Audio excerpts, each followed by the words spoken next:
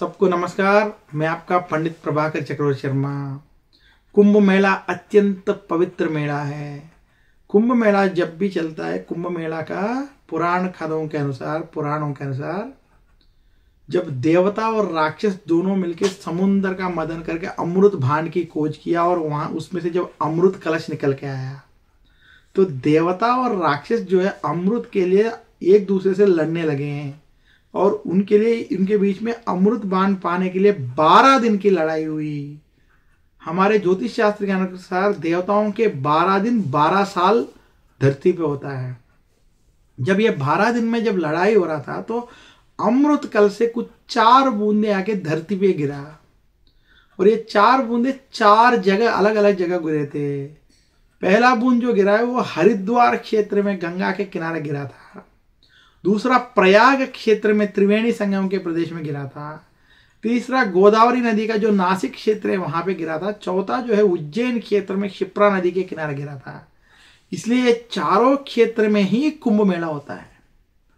अब इस साल 2025 जनवरी 13 तारीख से जो है जब बृहस्पति वृषभ राशि में रह के सूरज जो है मकर कुंभ राशि में मतलब मकर राशि में प्रवेश होने के उत्तरायण में ये 2 महीने में प्रयागराज में महाकुंभ मेला आयोजित हो रहा है।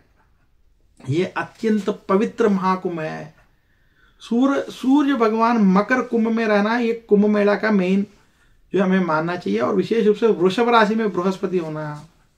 इसी तरह ये 12 साल के बाद जब वापस बृहस्पति वृषभ राशि में आते तभी ये कुंभ आएगा। इसलिए इस साल जो है प्रयागराज में 12 साल में जो कुंभ आता है महाकुंभ जो है इस साल विशेष रूप से 2025 जनवरी में 13 जनवरी से 26 फरवरी तक ये जो है कुंभ हो रहा है। ये 2 महीने में जब सूर्य मकर और कुंभ में रह रहा है विशेष रूप से पुष्य मास में और माघ मास में ये कुंभ अत्यंत पवित्र माना जाता है। पुष्य पौर्णमी माघ पौर्णमी विशेष रूप से माघ मास शुक्ल पक्ष पंचमी माघ मास शुक्ल पक्ष सप्तमी रथ सप्तमी भीष्माष्टमी भीष्म एकादशी विशेष रूप से माघ पूर्णिमा और महाशिवरात्रि जैसे पवित्र दिनों में ये जो है शाही स्नान के नाम पे जो महाकुंभ में नहाते हैं उनके लिए सारे पाप जो है उनके निकल के पुण्य प्राप्त करने के लिए अद्भुत मौका बताया गया है। कोई भी व्यक्ति जाने अनजाने किए हुए पापों को जो है निकाल के पुण्य कमाने के लिए पुण्य के थ्रू भक्ति बढ़ा के भक्ति के थ्रू ज्ञान पाके ज्ञान के थ्रू मोक्ष पाने के लिए अत्यंत पवित्र मेला कुंभ मेला बताया गया है। कुंभ मेला के पुराण कथाओं के अनुसार शंकराचार्य जी खुद प्रयाग क्षेत्र हैं। शंकराचार्य जी के थ्रू ये कुंभ मेला जो है लोगों के पास कुंभ मेला के बारे में शंकराचार्य खुद बताया करके पुराणों के अनुसार बताया जाता है। और ये इसी कुंभ मेला क्षेत्र में सनंद जैसे महर्षियों भी अपना जो है कुंभ मेला में भाग लिया है, तपस्या किया है। प्रयाग और हरिद्वार क्षेत्र में उन्होंने अपनी तपस्या किया है करके भी बताया जाता है। इसलिए कुंभ मेला अत्यंत पवित्र और अत्यंत शुभ समय माना जाता है। और जो भी व्यक्ति कुंभ मेला जब ये समय चल रहा है उस समय ये 5 चीजें करते हैं: कुंभ स्नान, कुंभ दान, कुंभ जप, कुंभ तप, कुंभ होम। ये 5 चीजें जो भी कार्य करते हैं मतलब कुंभ मेला के समय स्नान करना, जप करना, तप करना, आध्यात्मिक साधना करना, होमम जैसे चीजें करना, भगवत गीता रामायण जैसी चीजें पारायण करना और विशेष रूप से कुंभ मेला के समय में दान करना अत्यंत पवित्र माना जाता है। और इस बार जो कुंभ मेला जो प्रयाग क्षेत्र में हो रहा है, प्रयाग क्षेत्र में गंगा यमुना सरस्वती तीनों नदी तीनों का संगम है।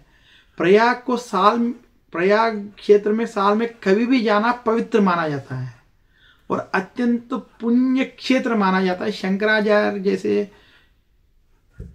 आचार्य जी यहाँ पे आए हुए क्षेत्र है और इस क्षेत्र में कभी भी नहाना अत्यंत पवित्र है। और विशेष रूप से कुंभ जैसे पर्व में नहाना, उसमें भी विशेष रूप से जब उत्तरायण पुण्य काल में माघ मास में नहाना भी अत्यंत पवित्र माना जाता है। इसलिए जो भी श्रद्धालु जो भी भक्ति जो है इस भक्त लोग इस समय नहाते हैं उसको अत्यंत पवित्र और अत्यंत पुण्य समय माना जाता है।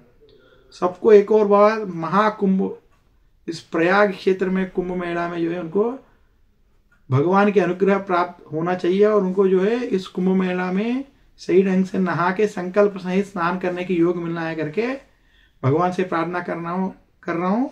और कुंभ मेला में स्वच्छता से नहाना है। कुंभ मेला में जो भी नहाने जा रहा है वो घर में नहा के, और कुंभ मेला जो प्रयाग क्षेत्र जो है वहां पे जाके नदी में 3 डुबकी में नहाना, संकल्प लेके स्नान करना ही कुंभ मेला स्नान है। नदियों में खेलना, हास्य जैसी चीजें करना, ये सब जो है पाप माना जाता है। नदी को अपनी माता, नदी को भगवान मान के भक्ति श्रद्धा से नहाना चाहिए। नदी में 3 डुबकी लेके संकल्प के साथ स्नान करना चाहिए। और नदी में कोई साबुन जैसी चीजों से नहाना नहीं चाहिए। ऐसा जो भी व्यक्ति संकल्प के साथ, भक्ति के साथ कुंभ में स्नान करके देवताओं को, पितृ देवताओं को, ऋषियों को तर्पण छोड़ते हैं, तो उनको कुंभ के स्नान की वजह से, ये तर्पण की पुण्य फल की वजह से और पंचाक्षरी अष्टाक्षरी गायत्री जप करके ये सारे चीजों की पुण्य की वजह से उनकी पाप दूर हो जाती है और पुण्य प्राप्त होती है। बहुत बहुत धन्यवाद। नमस्कार। मैं आपका पंडित प्रभाकर चक्रवर्ती शर्मा सबको 2025 कुंभ मेला के लिए स्वागत बोल के नमस्कार। बहुत बहुत धन्यवाद।